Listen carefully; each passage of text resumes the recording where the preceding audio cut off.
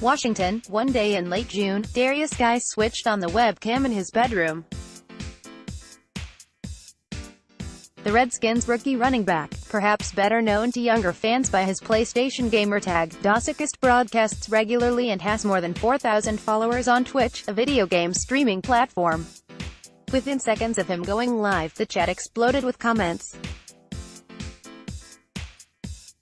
Many dropped an acronym for "Hail to the Redskins," and they asked him questions, like where he lives, at the time, still Baton Rouge, Louisiana, and how many rushing touchdowns he wanted this season. "I don't like to think about that stuff." Redskins Guice has not streamed since Redskins training camp began, and to those who still don't understand why he plays, Juice has nothing to say. John McDonnell, The Washington Post, the scene of Juice's room during streams, friends sitting on his bed to watch him play, his mom popping in and out, shout out "My mama," plays out in homes nationwide, famous athletes or not, and the familiarity makes him accessible.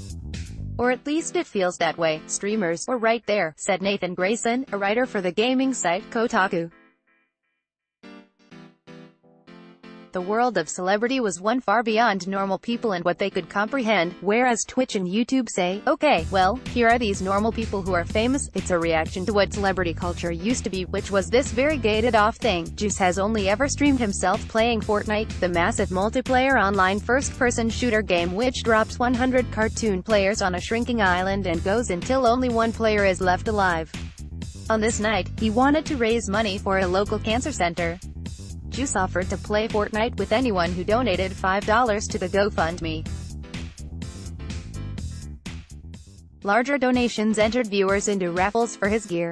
Article continued below. In one game, Juice landed at Tilted Towers, an infamous spot on the map, but struggled to find the loot he needed to better equip his character. Eventually, he ran into another player, who started shooting at him. Juice scrambled, building walls and trying to run away, but eventually he jumped directly into the path of a shotgun blast. He was eliminated. "I ain't getting nothing," Juice yelled, declaring it a warm-up game. Video games are a normal downtime activity for Juice, as well as for many professional athletes and young people across the globe. Yet gaming was also linked to why some NFL teams were concerned about drafting him in May. In the lead-up to the draft, reporters cited anonymous sources calling Juice immature, at least partly because he posted often on social media and was addicted to video games. Throughout, Juice's camp dismissed the reports, his high school coach going as far to say Juice was just a new millennial athlete and that future prospects would resemble him in their social media usage. 6 running backs were being selected ahead of Juice, who was considered by many analysts to be one of the 2 or 3 best rushers in the draft. Many teams across all sports are worried about their athletes becoming addicted to video games. Redskins coach Jay Gruden is not one of the worried. He said he used to play video games all the time, but doesn't anymore. "If I graded somebody now because of video games, I probably wouldn't have a football team out here," Gruden said before a recent practice. "Everybody plays video games in this day and age.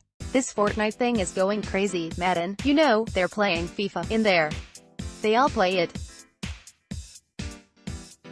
So, Darius is probably most known for it, for some reason, but that had no bearing whatsoever on his taking him or not taking him. Article continued below. Has developed a gaming habit as a kid, he said, because he wanted to avoid the streets of his Baton Rouge neighborhood known as the Bottom, where his father was murdered. The backlash has made Juice more reticent to speak about his passion for gaming and broadcasting. He has not streamed since Redskins training camp began, and to those who still don't understand why he plays, Juice has nothing to say. "I just don't defend myself anymore," he said. "I had to throughout the draft process, but now that I'm in the league, I don't have to anymore." The criticism did not change Juice. The longer his late June session on Twitch lasted, the more donations poured in. In 24 hours, the GoFundMe received more than $4,000.